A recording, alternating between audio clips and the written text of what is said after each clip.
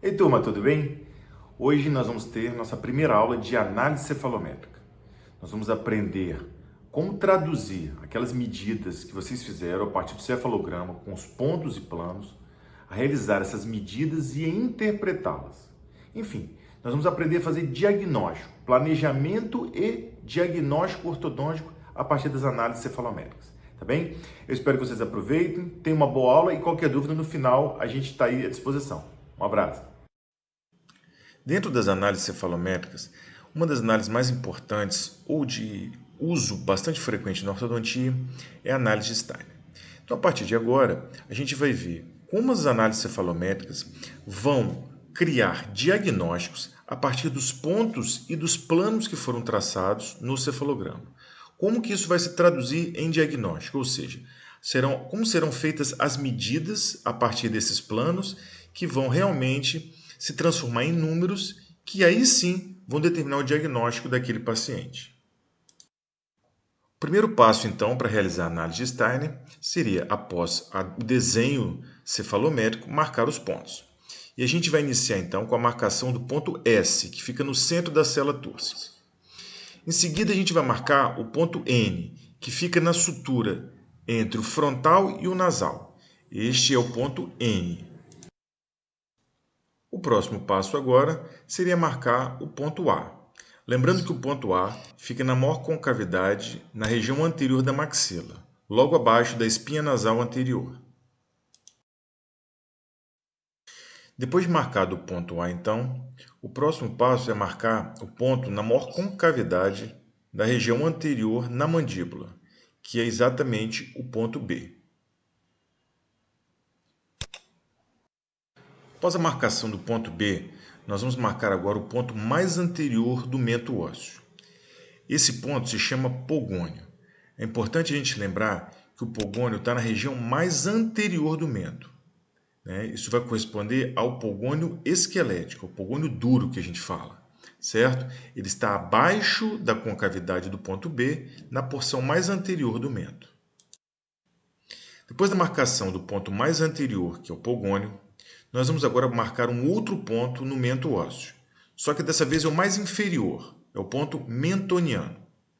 Após a marcação do ponto mais anterior, vamos marcar o mais inferior, para em seguida marcarmos o mais anteroinferior. E é exatamente o que a gente faz agora. Marcaremos então o ponto mais anteroinferior do mento, que vai ficar a meia distância entre o pogônio, que é o mais anterior, e o mentoniano, que é o mais inferior. Então, na metade do caminho, nós vamos ter o ponto GN, ou ponto gnatium. Depois de marcado, então, o ponto gnatium, que é o ponto mais anteroinferior, nós vamos passar agora a marcar um ponto que fica exatamente no meio do ângulo mandibular. Vocês devem lembrar, esse ponto se chama ponto gônio. O ponto gônio está exatamente na parte entre o ramo e a base da mandíbula, no meio do ângulo mandibular. O próximo ponto é um ponto que se localiza no centro da sínfise mentoniana. É chamado de ponto D. Esse ponto D ele vai relacionar também a mandíbula em relação, por exemplo, à base do crânio no segmento anteroposterior, na direção anteroposterior. E por fim, nós vamos marcar agora dois pontos que vão se localizar em tecido mole, ou seja, no perfil mole do paciente. São os pontos LS e LI, de labrale superior e labrale inferior. Esses pontos são os pontos mais anteriores do lábio superior e do lábio inferior. Eles têm uma relação direta com as medidas, por exemplo, de terço inferior da face, como a gente viu em análise facial, relacionando nariz, lábios e mento. É só a gente lembrar da linha S de Steiner, que vai da metade do nariz até o pogônio mole, e essa linha deveria tangenciar os lábios, tanto superior quanto inferior. Após a marcação, então, de todos os pontos, nós vamos passar a fazer agora as linhas e planos. É só lembrar que a análise de Steiner, nós vamos ter algumas linhas e planos que são referências tanto no sentido horizontal quanto no sentido vertical. E a partir do encontro desses planos é que surgirão os ângulos ou as medidas lineares, o qual nós faremos então as medidas e praticamente o diagnóstico do nosso paciente. Então, lembrando aqui, os planos que nós vamos traçar a partir dos pontos. Primeiro plano é o plano SN, que nós vamos ligar então os pontos S e N. E esse plano SN ele é chamado também base do crânio. A gente ainda tem a linha facial superior, que vai do ponto N ao ponto A. E essa linha facial superior vai posicionar a maxila no sentido anteroposterior. A gente também tem a linha que une o ponto nasal ao ponto B, a linha NB. Ainda vamos ter a linha que vai do gônio ao gnatium, que vai representar o plano mandibular. Nós podemos também traçar uma linha que vai do gônio ao mentoniano, que também da mesma forma vai representar o plano mandibular. E ainda outros planos verticais, por exemplo, o longo eixo do incisivo superior ou o longo eixo do incisivo inferior. Além disso, aquela linha que a gente falou que é do tecido mole, que vai da metade do nariz até o pogônio mole. Enfim, esses planos e essas linhas, o cruzamento delas é que formarão ângulos, e esses ângulos, então, a partir da medida desses ângulos, é que nós faremos o diagnóstico da má oclusão do nosso paciente. Para exemplificar o que eu acabei de falar, eu vou começar então com um ângulo que é formado pelos planos SN e pelo plano NA, ou seja, o encontro dos planos SN e do plano NA vai formar um ângulo chamado SNA. Esse ângulo SNA ele vai medir o grau de protrusão ou retrusão da maxila em relação à base do crânio. E ele tem uma medida considerada média de 82 graus, ou seja, caso o paciente encontre-se com esta medida média ou com valores muito próximos a ela, que a gente chama de desvio padrão, esse paciente vai apresentar um bom posicionamento da maxila em relação à base do crânio. Exatamente como a gente está mostrando nessa figura.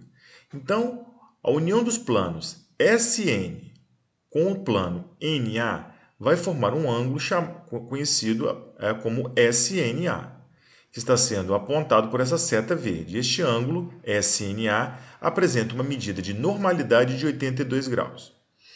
Se o paciente, então, apresenta um ângulo de 82 graus, um ângulo de SNA de 82 graus, isso indica que a maxila dele, então, está bem posicionada no sentido anteroposterior em relação à base do crânio. Essas três figuras exemplificam três posicionamentos diferentes da maxila em relação à base do crânio. No exemplo A, a gente tem o plano SN e o plano NA formando um ângulo de 82 graus. Isso está dentro da média do desvio padrão considerado normal. Então a gente pode entender que a maxila, no sentido anteroposterior, ela está bem posicionada em relação à base do crânio. O que vai acontecer no exemplo B é que essa maxila ela está mais à frente, ou seja, ela está protruída. Isso vai fazer com que o ângulo, então, SNA, ou seja, o ângulo SNA, ele esteja aumentado. É só a gente perceber que há um aumento do ângulo a partir da linha preta, que seria, então, a linha NA anterior, para a linha vermelha. Isso quer dizer que esse aumento do ângulo, então, indica que a maxila está protruída em relação à base do crânio. Se um paciente apresentar, por exemplo, como no exemplo B, um ângulo de SNA 91 graus, ou seja, maior do que a média, que é 82, isso indica para a gente, então, uma protrusão da maxila. A maxila dele está crescendo de maneira exagerada para a anterior, está protruída em relação à base do crânio. Já no exemplo C, a gente tem uma maxila retruída. Por quê? Porque o ângulo considerado normal de 82 graus, no caso do paciente C, ele está diminuído, ou seja, 77 graus. Isso indica, então, que este ângulo SNA, o ponto A, estaria mais para trás, a maxila estaria mais retruída. Então, isso vai indicar uma retrusão maxilar em relação à base do crânio. Ou seja, os exemplos A, B e C mostram três posicionamentos diferentes da maxila em relação à base do crânio no sentido anteroposterior. No exemplo A, ela está bem posicionada, no exemplo B, ela está protruída e no exemplo C, ela está retruída. Se a maxila tem a sua relação com a base do crânio medida no sentido anteroposterior pelo ângulo SNA, formado então pelos planos SN e NA, a mandíbula também tem sua relação anteroposterior com a base do crânio medida por um outro ângulo, SNB, porque este ângulo vai ser formado pelos planos SN, que é a base do crânio, só que com o plano NB, que vai medir a relação da mandíbula no sentido antero-posterior. Esse ângulo, então, SNB, é o que vai medir o grau de protrusão ou retrusão da mandíbula em relação à base do crânio. E a sua medida de normalidade passa a ser agora 80, diferente do SNA, que era 82 graus. Exemplificando, então, nessa cefalometria, um plano SN unindo-se a um plano NB, formando o ângulo SNB de 80 graus, representado nessa figura, sendo apontado pela seta verde. Então, este ângulo formado pelos planos SN e NB, este ângulo SNB, ele na verdade vai medir a relação ou posicionamento antero-posterior da mandíbula, porque nós estamos relacionando a linha NB, né, que vai do násio até o ponto B, ou seja, relacionando a mandíbula com a base do crânio no sentido antero-posterior. Da mesma maneira que mostramos na maxila, nós temos três representações gráficas aqui, só que relacionando agora a mandíbula, porque o ângulo em questão é o SNB. Então, no paciente A, ou no exemplo A, nós temos um relacionamento de SN e NB formando um ângulo de 80 graus. Isso quer dizer, então, que a mandíbula desse paciente ela está bem posicionada em relação à base do crânio, nesse sentido antero-posterior. O paciente do meio, ou seja, o paciente B, ele apresenta um ângulo de SNB de 77 graus. Este ângulo diminuído em relação à média, que são 80 graus, indica que a mandíbula está mais para trás, ou seja, a linha NB está mais retruída. Isso, então, faz com que o ângulo diminua. Isso fecha o ângulo, diminuindo, então, o valor dele. Isso vai indicar para a gente, então, uma retrusão mandibular em relação à base do crânio, nesse sentido antero-posterior. Os pacientes classe 2, que apresentam uma diferença entre a maxila e a mandíbula, podem apresentar situações como essa, ou seja, uma mandíbula retruída com um ângulo SNB também diminuído. Já no paciente C, o que está acontecendo é exatamente o contrário, ou seja, o ângulo SNB ele está aumentado, está com 86 graus, está maior do que a média de 80 graus. Isso indica, então, que a linha NB está mais anteriorizada. Este ângulo, então, aumenta quando a mandíbula está para anterior, está deslocada para anterior. Isso é muito comum nos pacientes classe 3, então, um ângulo SNB aumentado, porque vai indicar que a mandíbula está mais para frente.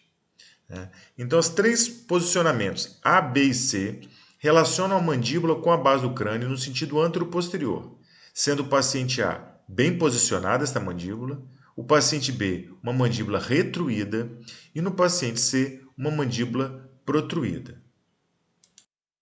Este próximo ângulo, que nós vamos chamar de ANB, que na verdade é a união do plano NA com o plano NB, o cruzamento desses dois planos, este ângulo ANB, ele mede a relação da maxila com a mandíbula no plano sagital.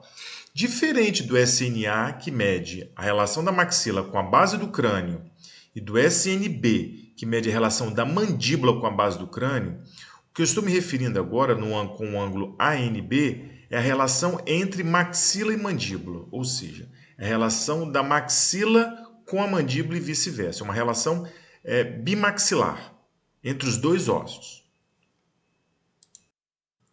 Este ângulo que reporta, então, a relação da maxila com a mandíbula no sentido antero-posterior, o ANB, é um ângulo muito pequeno. Na verdade, são apenas 2 graus de diferença. Ele vai mostrar exatamente isso que eu acabei de falar, a diferença entre a maxila, que está um pouco mais anteriorizada do que a mandíbula, no sentido antero-posterior. E essa diferença entre ambos é muito pequena, apenas 2 graus. É difícil até a gente ver este ângulo, né? Então, o ângulo ANB, na maior parte das vezes, a gente nem consegue medir. Por tão pequeno que ele é, a gente vai usar um outro artifício para calcular o ângulo ANB. A melhor forma para a gente calcular o ângulo ANB, na verdade, é essa. Se a gente imaginar que a posição adequada da maxila em relação à base do crânio é de 82 graus, e se a gente imaginar que a posição da mandíbula em relação à base do crânio mede 80 graus, a diferença entre a maxila e a mandíbula nesse posicionamento antero-posterior é exatamente de 2 graus, que é o que o ANB mede. Então, se a gente quiser medir um ANB no paciente, normalmente nós já vamos ter feito as duas medidas prévias, ou seja, o SNA e o SNB do paciente. Então, para a gente calcular o NB, como eu falei para vocês, é muito difícil medir com uma régua este ângulo porque é muito pequeno, é mais fácil a gente fazer uma subtração, ou seja, diminuir o SNA encontrado no paciente pelo SNB. E aí nós vamos encontrar exatamente essa diferença no sentido anteroposterior da maxila em relação à mandíbula. O ANB ele determina, na verdade, a classificação esquelética do paciente, né? Essa relação esquelética, ou a classificação esquelética do paciente, ela é uma classificação que também leva os nomes de classe 1, classe 2 e classe 3, mas nesse caso não tem a ver com a relação dos molares. Ela tem a ver com o posicionamento maxilomandibular, ou seja, dependendo do ANB, esse paciente vai ser classificado como classe 1, classe 2 ou classe 3. Seria a parte da classificação esquelética, né? Óssea. Bom, para o paciente ser classificado em classe 1 esquelética, ele tem que ter um ANB entre 0 e 5 graus. Isso indica, então, que a diferença no sentido anteroposterior da maxila com a mandíbula é uma diferença pequena, típica de um paciente classe 1, que apresenta um bom relacionamento maxilomandibular. Quando o paciente apresenta um ANB aumentado, ou seja, maior do que 5 graus, isso indica que a maxila dele está distante da mandíbula, sendo que para o ângulo ser positivo, a maxila está à frente da mandíbula. Então, isso vai indicar um overjet acentuado. Nesse caso, quando a gente determina que o paciente tem um ANB aumentado de 5 graus, nós chamamos de classe 2 esquelética. Essa grande diferença da maxila mais à frente do que a mandíbula pode ser por dois motivos. Ou porque a maxila cresceu demais, ou porque a mandíbula cresceu de menos. E aí a gente vai ter que olhar no SNA e no SNB para determinar aonde está o problema. Quando o paciente apresenta um ângulo menor do que zero, ou seja, um ângulo negativo, isso indica para a gente uma classe 3 esquelética.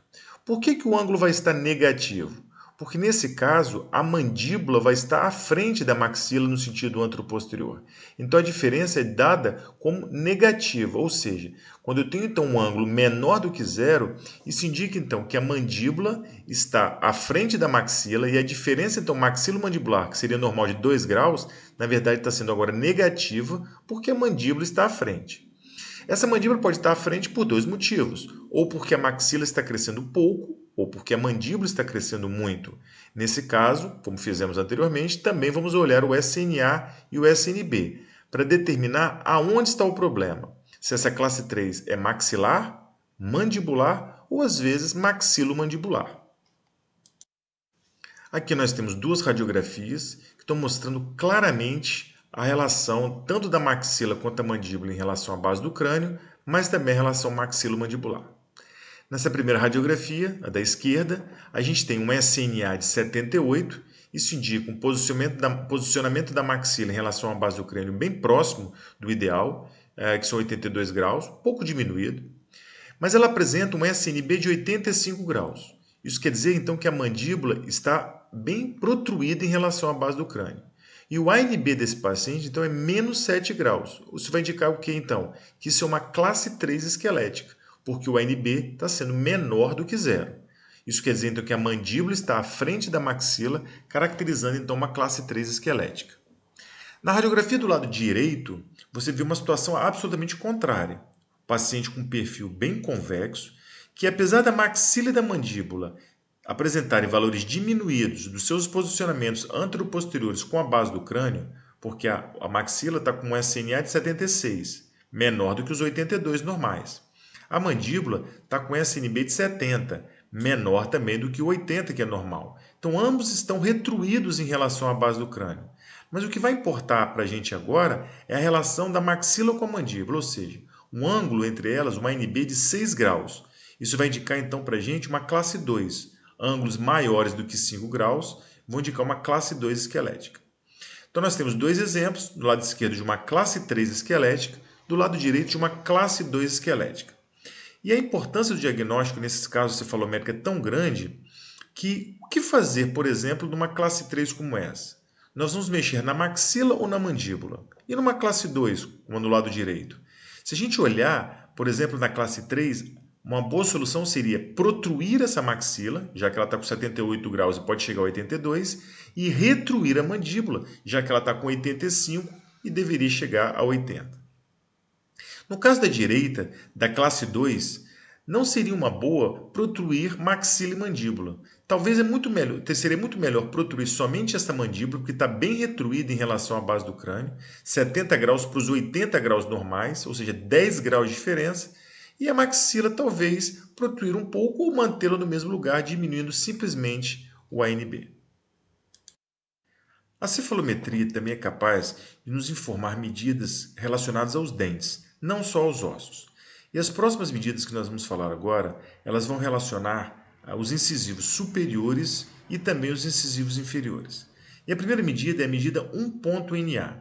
Essa medida 1 ponto NA é uma medida angular, ou seja, a inclinação angular do incisivo superior em relação à linha NA. E a segunda medida, que é um traço NA, é uma medida linear. Então, uma distância em milímetros, ou seja, uma relação de milímetros de distância do incisivo superior com a linha NA. Repare que são duas coisas diferentes. Uma é a inclinação do dente, e essa é medida em ângulos. E outra é a relação de protrusão ou retrusão do dente, e esta é medida em milímetros. Então, nós vamos especificar mais à frente como fazer essas medidas. Para falar das medidas, então, 1 ponto NA e um traço NA, a gente precisa traçar o longo eixo do incisivo superior e a linha NA. E essa medida, na verdade, ela vai ser, primeiro, a de 1 ponto NA, que é uma medida angular, ela vai ser dada por esse ângulo formado entre a linha NA e o longo eixo do incisivo superior. Como é que fica fácil a gente gravar? Quando a gente fala um ponto, o ponto lembra aquele símbolozinho do grau. Então lembre-se, sempre quando a gente tiver ponto, a medida é dada em graus, ou seja, é inclinação. Então, a inclinação normal do incisivo superior em relação à linha NA são de 22 graus. O ângulo formado, então, entre a linha NA e o longo eixo do incisivo superior é exatamente este ângulo.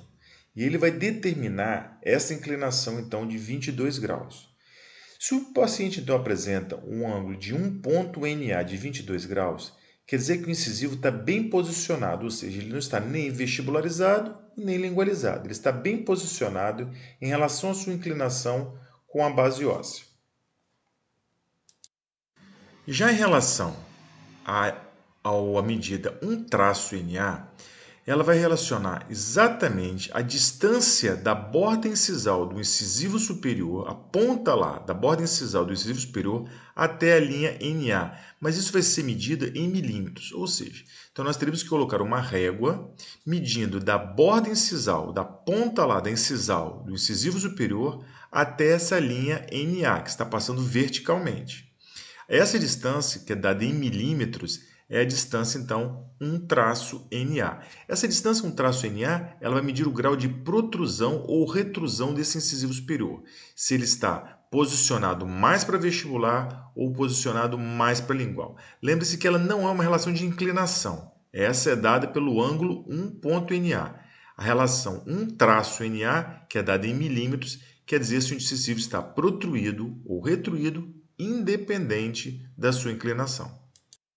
Essa imagem exemplifica muito bem a relação entre 1 ponto NA e sua diferença com 1 traço NA. Então, novamente, 1 ponto NA. O ponto lembra aquele símbolo do grau. Então, a relação de inclinação do dente. Então, vai ser a linha NA encontrando com o longo eixo do incisivo superior, formando um ângulo, então, que na maioria das pessoas, ou, aliás, na normalidade, é de 22 graus. E a distância 1 traço NA é a distância da ponta da borda incisal, ou seja, da borda incisal do incisivo superior até a linha NA em milímetros.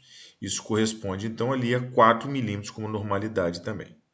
Então, dentro do que cada uma quer dizer, uma inclinação do dente com 22 graus dentro da normalidade, incisivo superior bem posicionado. Se esses valores forem maiores do que 22 e o desvio padrão, ou seja, 30, 27 graus maiores do que 22, isso quer dizer que o incisivo superior está inclinado para vestibular. Se forem menores do que 22, incisivo superior inclinado para lingual ou lingualizado, tanto faz.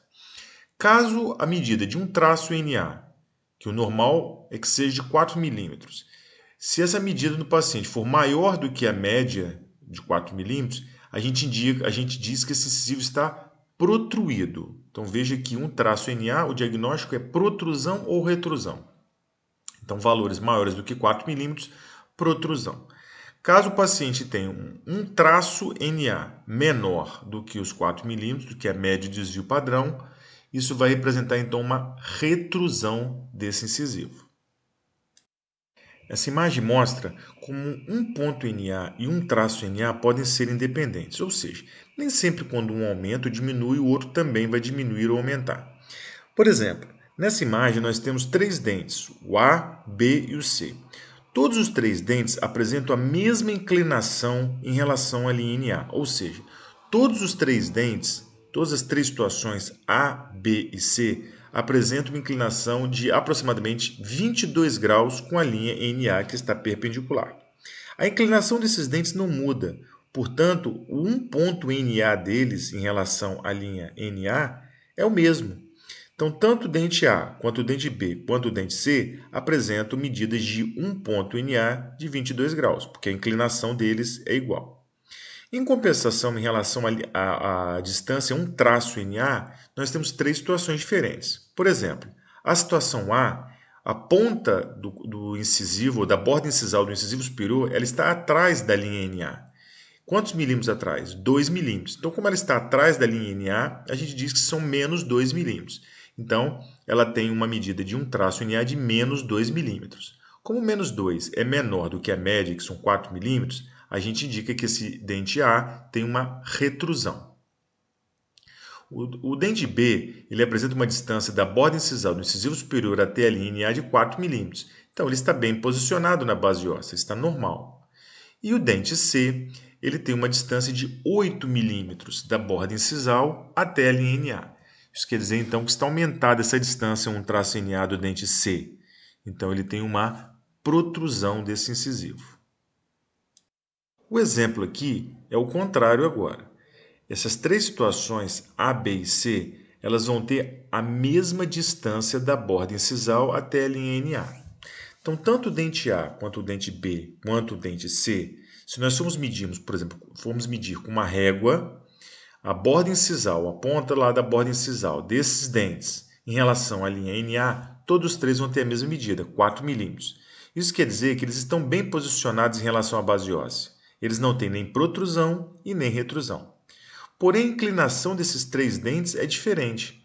O dente A apresenta uma inclinação com a linha NA de 40 graus, bastante aumentada em relação à normalidade. Então, esse dente está inclinado para vestibular ou vestibularizado. O dente B ele apresenta uma inclinação de 22 graus com a linha NA. Então, uma inclinação normal, está bem posicionado. E o dente C ele apresenta uma inclinação de apenas 3 graus com a linha NA. Isso quer dizer que está bem diminuído em relação aos 22 graus, que são a normalidade, que são as medidas normais.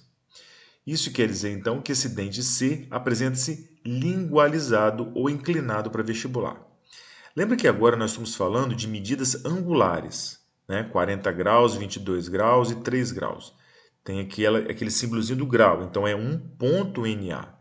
Então, esses dentes, esses 3 exemplos, A, B e C, têm um traço NA iguais e medidas de um ponto NA diferentes, ou seja, as inclinações desses dentes é que estão diferentes, mostrando então uma vestibularização, situação A, um bom posicionamento, situação B, e uma lingualização na situação C.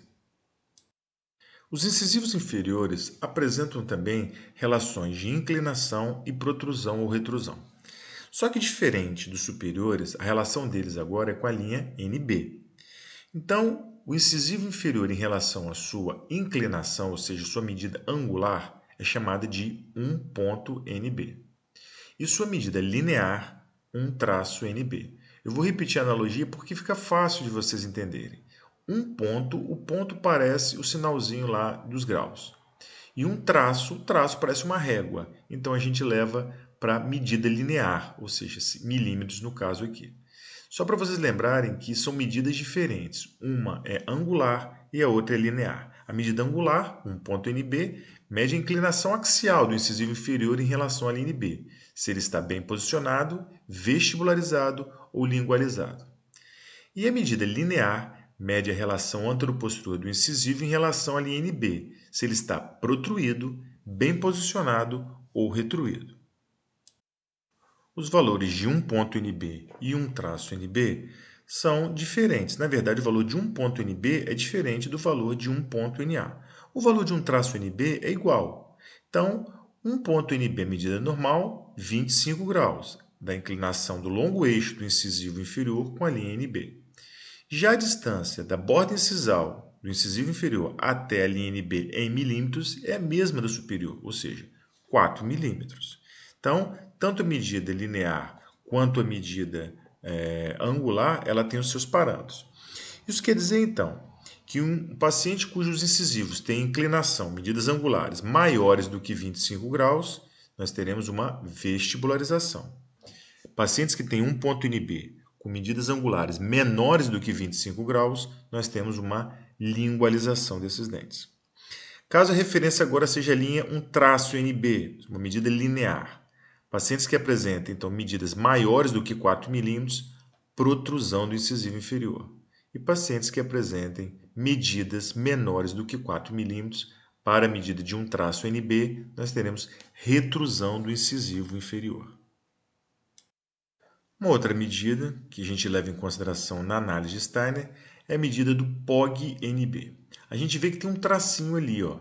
Então isso remete a gente a medidas lineares, né? A gente vai lembrar da reguinha, medidas lineares. E vocês estão vendo que a medida POG-NB é uma medida linear, cuja normalidade também deve ser em torno de 4 milímetros. Essa medida POG-NB, ela mostra, através da análise de Steiner, o tamanho da proeminência do mento ósseo, ou seja, se o paciente tem uma quantidade boa ou não de hipogônio, de queixo, de mento, né? Isso quer dizer, então, isso vai ter uma grande relação com a estética, especialmente do terço inferior da face. E o que é medido, a distância de POG-NB, quer dizer exatamente é isso. É a distância do pogônio, do ponto mais anterior do mento, até a linha NB em milímetros. Isso vai indicar, então, para a gente a quantidade de mento ósseo, ou a proeminência do mento ósseo naquele paciente. Existe um postulado que foi feito por Holdaway, em que ele determina que a distância um traço NB, ou seja, a distância da borda incisal do incisivo inferior até a linha NB, deve ser exatamente igual à distância POG-NB, ou seja, a distância de POG, do pogônio, até a linha NB.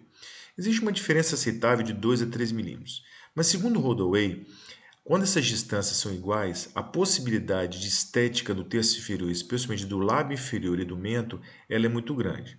Então, para Holdaway, e a gente entende como realmente uma verdade, que existe uma relação de proximidade, ou seja, de igualdade entre essas linhas, para que a protrusão ou a labial, ou o tamanho do lábio inferior, seja muito próximo ao tamanho do mento, e essa curvatura seja bastante suave, o que vai denotar com toda certeza em uma ótima estética, especialmente desse terço inferior da face. Então, na verdade, o que Holdaway determina é que essas relações de um traço NB e POG-NB sendo da mesma distância, isso vai fazer com que o lábio inferior e o queixo fiquem praticamente também na mesma distância, porque o incisivo inferior é que vai apoiar, né, vai apoiar o lábio inferior. Então, se ele estiver 4 milímetros à frente dessa linha NB e o pogônio ósseo também 4 milímetros à frente, isso vai tornar a característica então, do lábio inferior e do queixo praticamente na mesma distância, dando uma curvatura muito suave, isso gerando uma estética facial do terço inferior muito grande. O ângulo interincisivo, ou interincisal, o nome já está dizendo, é o ângulo entre os incisivos, ou seja, entre o longo eixo do incisivo superior e do incisivo inferior. E ele vai medir também o grau de inclinação desses dentes. Na verdade, seria muito mais inclinação do que protrusão. A protrusão seria uma medida linear e o ângulo interincisivo vai dar uma medida angular. Então, seria o grau de inclinação dos incisivos superiores e incisivos inferiores. Como a gente pode ver, quando o longo eixo dos incisivos superiores cruza com o longo eixo dos incisivos inferiores, forma-se um ângulo. E o ângulo é sempre interno. Este ângulo interno, chamado ângulo intraincisivo, ele mede 131 graus. Isso é considerado o limite da normalidade, ou a média da normalidade. Se nós temos alguma inclinação desses dentes, seja do superior ou do inferior para vestibular, o que vai acontecer é que esse ângulo vai diminuir. Então, se ou o incisivo superior ou o incisivo inferior inclinarem para vestibular, o que vai acontecer é que essas linhas internas, da parte interna, vão se aproximar e o ângulo vai diminuir. Só que nesse caso, pode haver a diminuição do ângulo por inclinação do incisivo superior, ou por inclinação do incisivo inferior, ou por inclinação de ambos. Então, quando a gente determinar, por exemplo, uma diminuição do ângulo intraincisivo, vamos colocar aqui um exemplo de 20 graus, 120 graus, uma diminuição de quase 10 graus.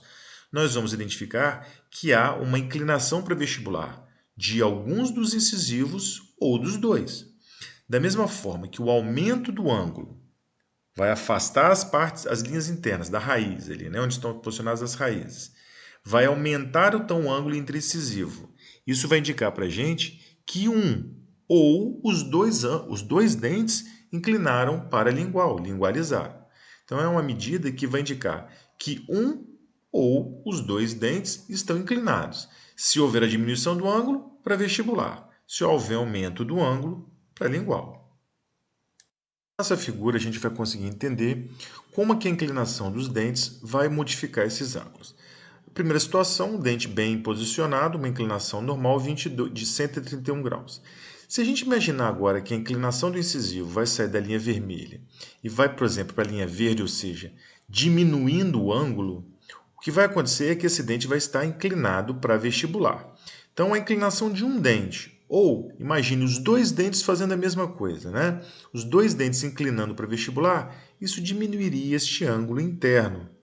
E isso denotaria, então, que um ou os dois dentes estariam inclinados para vestibular. Como é que eu vou saber se é um dente ou se são os dois dentes que estão fazendo essa inclinação para vestibular, diminuindo o ângulo intraincisal ou intraincisivo?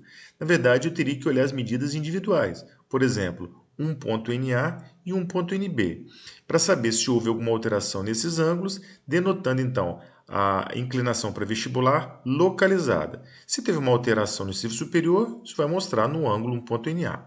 Se teve alguma alteração também no incisivo inferior, isso vai demonstrar com mudanças no ângulo um ponto NB.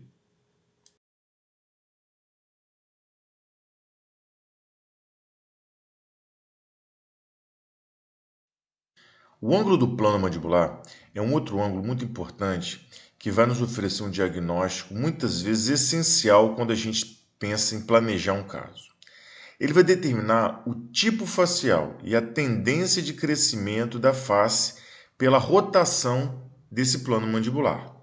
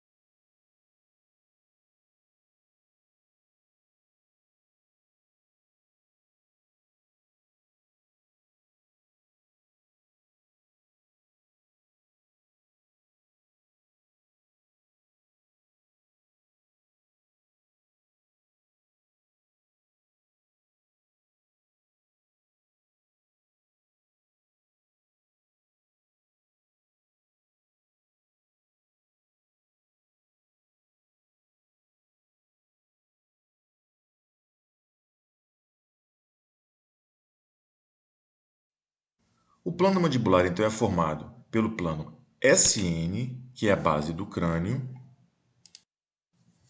com o plano formado por gônio gnatium, que seria o plano mandibular em si. Então, esses dois planos vão formar o ângulo SN gônio gnatium, que tem como média 32 graus. Isso quer dizer que este ângulo formado, então, entre o plano mandibular e o plano e a base do crânio, cuja a média de 32 graus, ele vai determinar o grau de rotação ou de abertura desse plano mandibular. E a gente tem que imaginar que se esse ângulo normal é 32 graus, se ele estiver aumentado, isso quer dizer que normalmente é porque a base do crânio fez uma rotação no sentido horário, ou seja, no sentido do relógio, vindo mais para baixo e mais para trás. Isso vai aumentar este ângulo. Então, por exemplo, pacientes que têm ângulos maiores, 40 graus, por exemplo, é porque o plano mandibular rotacionou, girou para baixo e para trás. Isso com certeza, ia aumentar o crescimento vertical da face. Isso ia tornar o paciente mais dólico-facial. Vamos imaginar agora o contrário, um ângulo do plano mandibular de 20 graus. Isso quer dizer que esse plano mandibular, então, realmente girou no sentido contrário agora, no sentido anti-horário, contrário ao ponteiro do relógio.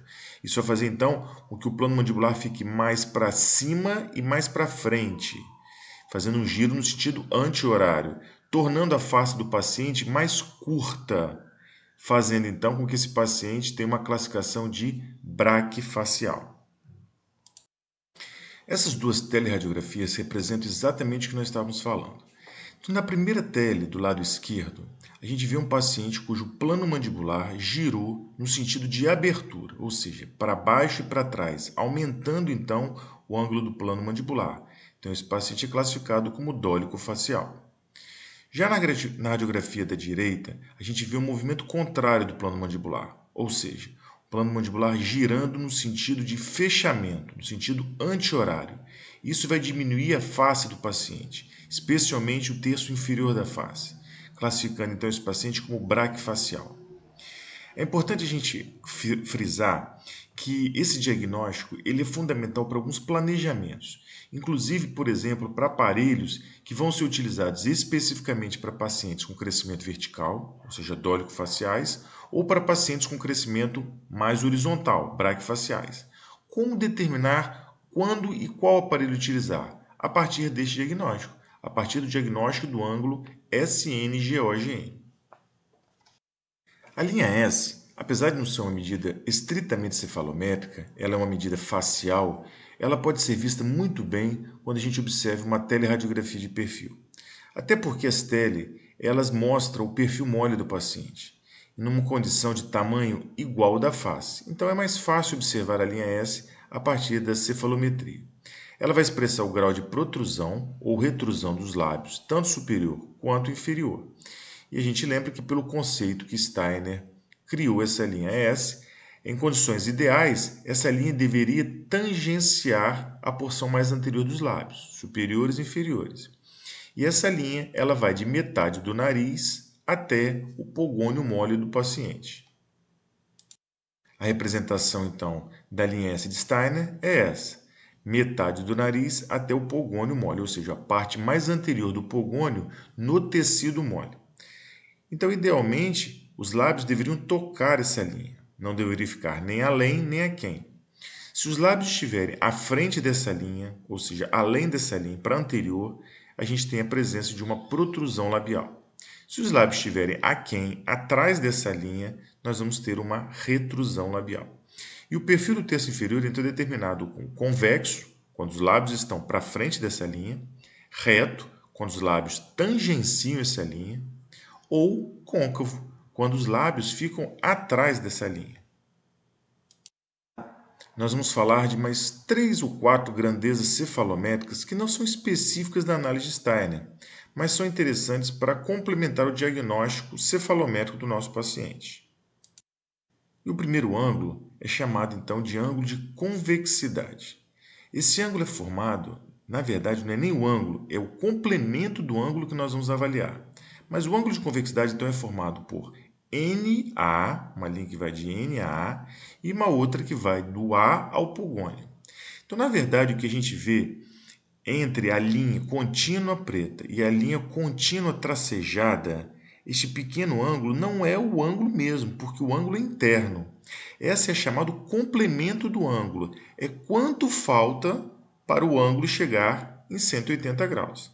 Então, normalmente a gente vai ter o complemento do ângulo, essa diferença que vai faltar para o ângulo chegar a 180 graus, que vai ser medida e vai determinar, então, o grau de convexidade da face a partir dos planos NA apogônio. Essa imagem proporciona um entendimento melhor em que a gente vê lá o plano NA, cuja continuidade da linha NA está sendo em verde, e a outra linha apogônio. Elas vão formar um ângulo interno. Este ângulo interno está próximo aí dos 180 graus, mas a diferença entre a linha vermelha e a linha verde é exatamente a diferença que faz para chegar aos 180 graus. Isso é o chamado de complemento do ângulo. Então, este é o ângulo de convexidade. Na figura da direita, mais à direita, a gente também vê a mesma coisa, a linha NA e a linha apogônio. O complemento do ângulo é a diferença entre a linha verde e a linha vermelha, que é exatamente o que vai medir o ângulo de convexidade. A diferença entre esses dois pacientes é exatamente o ângulo de convexidade que eles apresentam. No paciente da esquerda, a gente vê uma linha NA, cujo prolongamento dela é que vai dar exatamente o complemento do ângulo, está à frente da linha apogônio. Então, a linha NA está à frente da linha apogônio. Isso vai gerar um ângulo positivo. E no caso do paciente, lá em cima a gente vê, ó, vermelhinho pintado, 10 graus.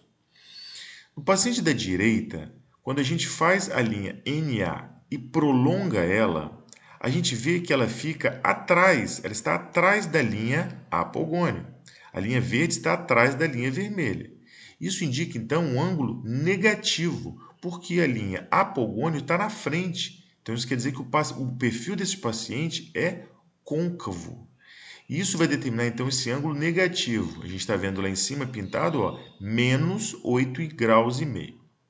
Então, a determinação do ângulo de convexidade vai ser pela determinação desse complemento do ângulo. Se ela for positivo, como no caso da esquerda, o paciente é convexo.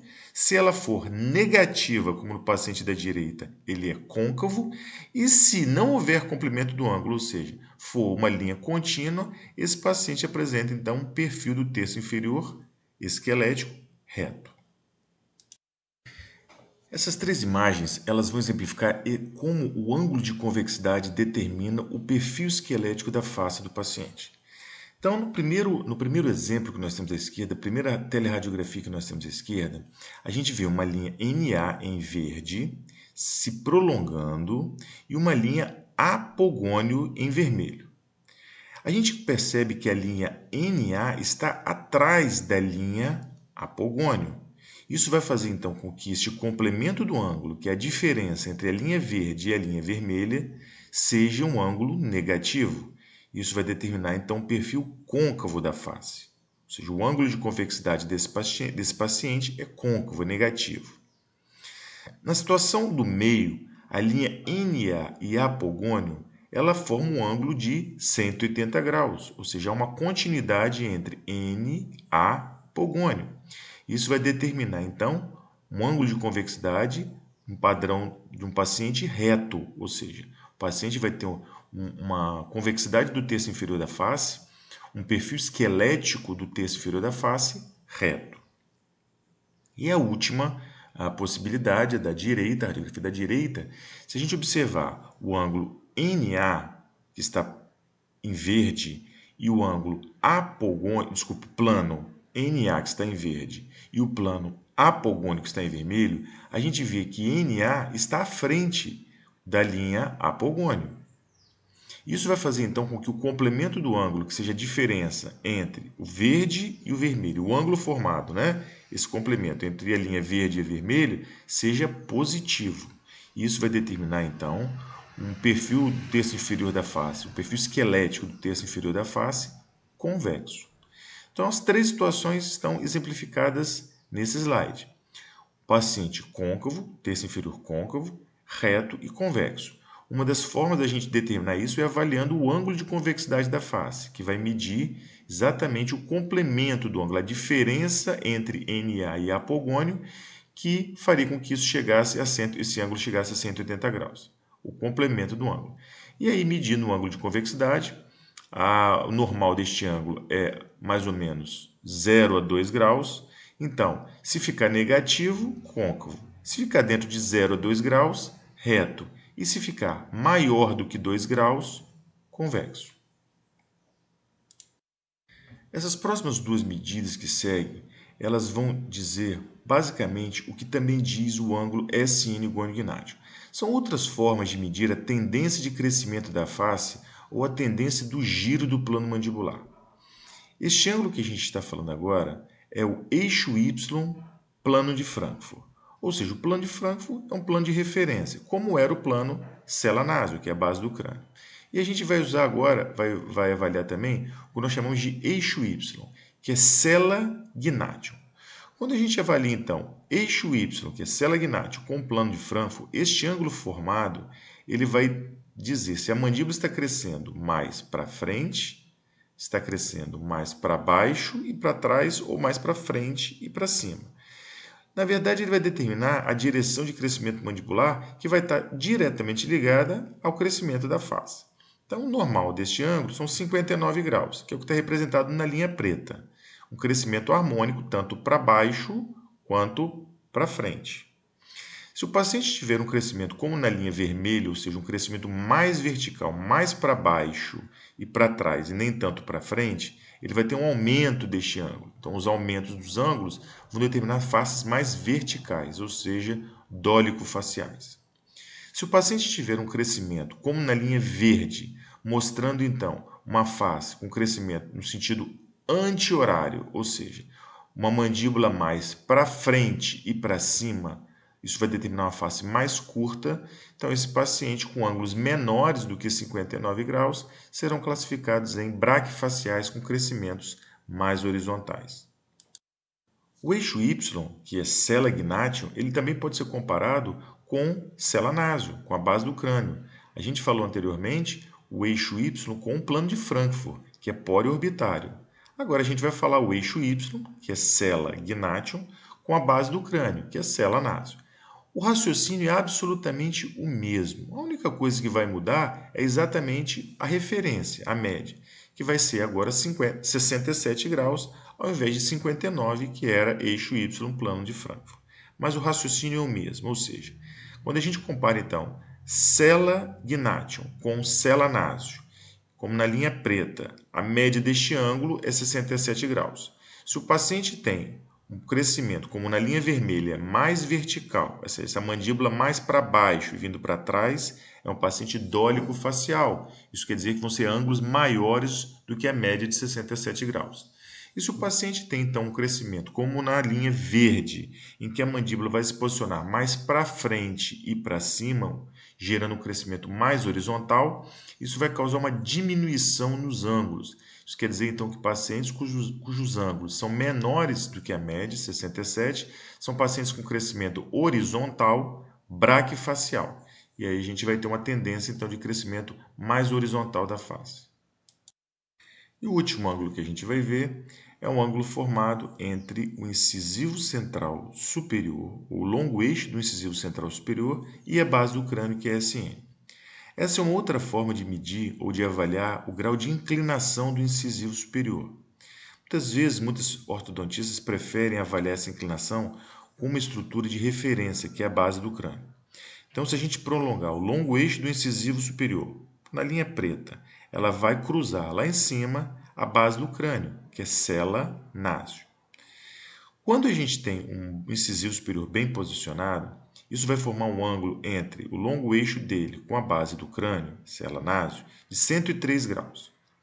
Se a gente tiver uma situação de um incisivo mais vestibularizado, como na linha verde, o que vai acontecer é que este ângulo vai aumentar.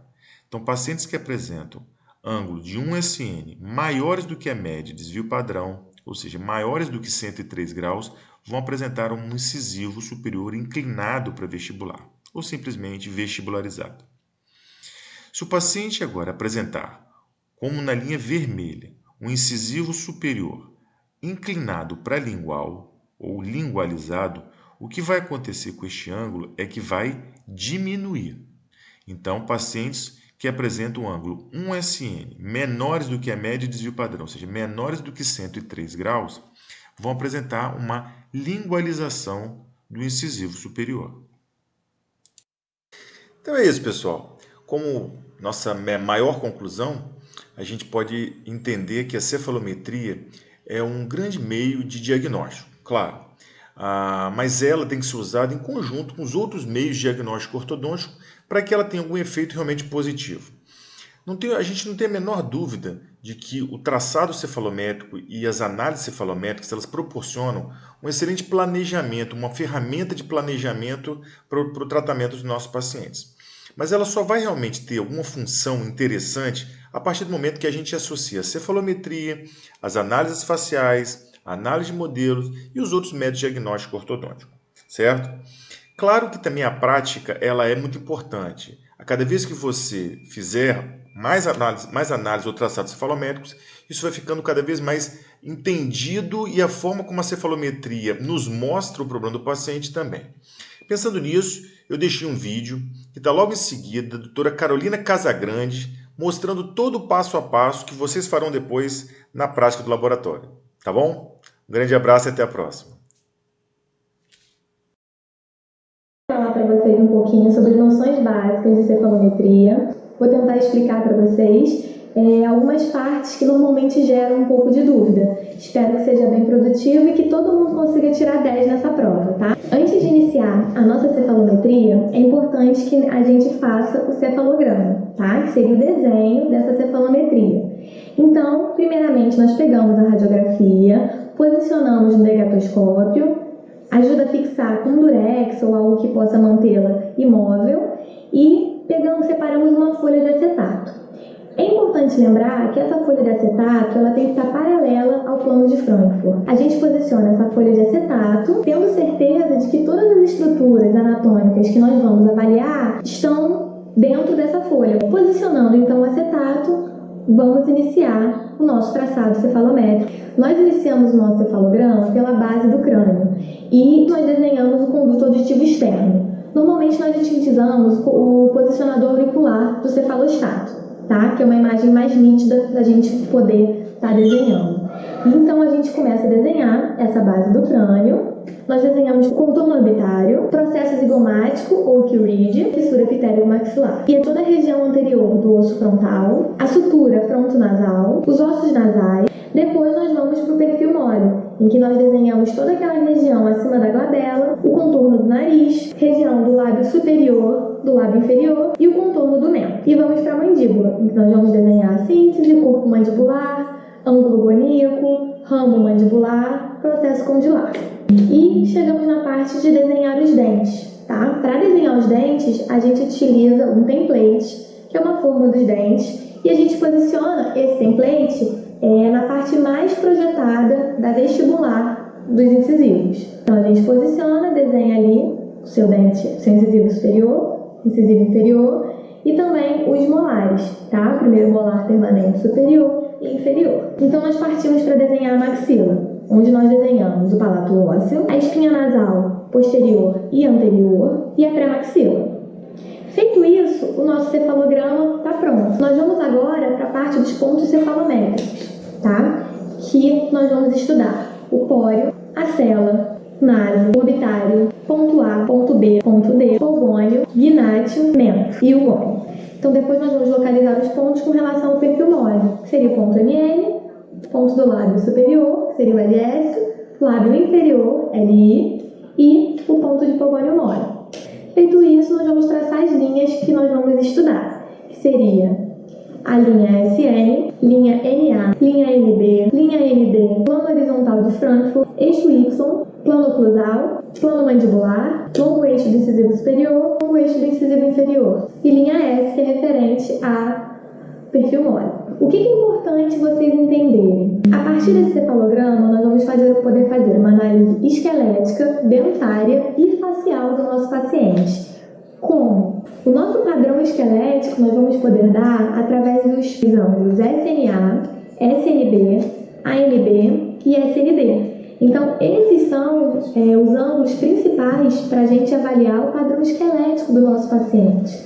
Como assim? A gente vai avaliar a relação antero-posterior, tá? São esses ângulos que vão determinar se esse paciente é classe 1, classe 2 ou classe 3 esquelética. De que forma? No ângulo SNA, a gente está avaliando a relação da maxila com a base do crânio. Então, o que eu quero saber no SNA? Eu quero saber se essa maxila está mais anterior ou mais posterior em relação à base do crânio. A mesma coisa vai funcionar com a mandíbula. O SNB, que é referente à mandíbula, tudo que tiver o B vai ser referente à mandíbula, a maxila. Então, esse SNB, eu quero avaliar qual a posição dessa mandíbula em relação à base do crânio. Então, eu quero saber se essa mandíbula está mais à frente, se ela está mais para frente ou mais para trás em relação à base do crânio. Quando eu falo de AND, eu quero saber qual a relação da maxila em relação à mandíbula. Quando eu avalio o ângulo do eixo Y, o ângulo GOGN-SN e o ângulo ocluso-SN, eu quero avaliar a tendência de crescimento do meu paciente. Então, esses ângulos vão me dizer se esse paciente tem uma tendência de crescimento horizontal, vertical ou equilibrada. Isso em casos de pacientes que estão em crescimento. Se esse paciente já tiver cessado o crescimento, ele vai me dizer se aquele paciente é mais horizontal, vertical ou se ele tem a face já equilibrada, tá? Se o ângulo do eixo Y tiver aumentado, tiver maior do que a medida do normal, esse paciente vai ser mais vertical, tá? Observem que o aumento desse ângulo faz com que a mandíbula esteja mais para baixo. Conseguem observar? O padrão dentário nós vamos avaliar, eu quero saber como que aquele incisivo está posicionado, tanto na maxila quanto na mandíbula. Então, no NA, eu vou avaliar se aquele incisivo superior à maxila está projetado, bem posicionado ou retroinclinado dentro da sua base óssea, a maxila. Então, se esse valor do ângulo der aumentado, quer dizer que esse incisivo está projetado. Da mesma forma que se esse ângulo estiver menor do que aquele padrão normal, quer dizer que esse dente está retroinclinado, tá? Da mesma forma com o incisivo inferior, um NB. Eu quero saber a posição desse meu incisivo inferior com relação à mandíbula. Então, se esse ângulo estiver aumentado, maior do que o ângulo normal, esse incisivo vai estar projetado. Se ele estiver menor, esse incisivo vai estar retroinclinado. Bem, nós vamos utilizar o esquadro e a régua para criar uma nova linha paralela à linha estudada e então facilitar a nossa leitura do ângulo. Primeiramente, nós posicionamos o esquadro 90 graus com essa régua e deslizamos esse esquadro sobre a régua até alcançarmos a nova posição que nós iremos desenhar uma outra linha, paralela à linha anterior. Nós podemos continuar ou voltar com esse deslize do esquadro o quanto nós quisermos para facilitar a leitura do ângulo. A gente observa que se nós tivéssemos que prolongar essas linhas para achar o ângulo formado por elas, esse desenho ficaria para fora da folha. Por isso que nós utilizamos esse deslize, para facilitar a nossa leitura. Para a leitura do ângulo, nós vamos utilizar o transferidor. E nós vamos posicionar o centro desse transferidor na interseção das duas retas que queremos medir o ângulo. E depois nós colocamos o valor zero da forma mais conveniente sobre uma das retas e fazemos a leitura na outra linha. Nesse caso aqui, nós aferimos 32 graus. Então é isso, gente. Espero que eu tenha ajudado vocês de alguma forma e que todos façam uma boa prova. Tchau, tchau!